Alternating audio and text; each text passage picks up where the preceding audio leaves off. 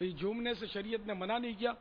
بلکہ اگر ڈھونڈنے جائیں گے تو شاید جھومنے کی دلیلیں بھی مل جائیں، اور میں نے وہ جھومنے اور رقص کرنے، پاؤں پچھاڑنے کی دلیلیں دی بھی آپ کو ایک دو، مگر وہ احیاء العلوم کیمیا سعادت وغیرہ میں روایتیں ہیں، اور بھی ہیں بعض روایتیں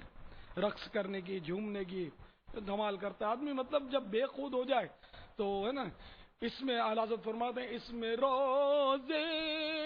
کا سجدہ ہو کہ طواف، اس میں روزے کا، اس میں روزے کا سجدہ ہو کہ طواف،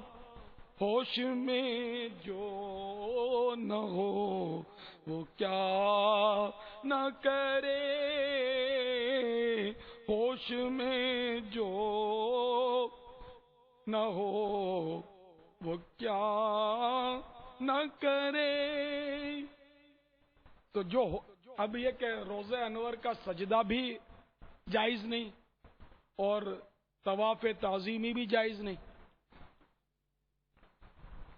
تو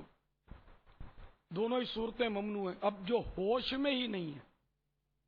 جس کو ہوش نہیں ہے، بے خودی کا عالم ہے، اب وہ چاہے سجدہ کرے چاہے طواف کرے، اس پر قلم ہی نہیں ہے نا، مرفوع القلم ہو گیا، قلم اس سے اٹھ گیا، اور اس پر کیا قلم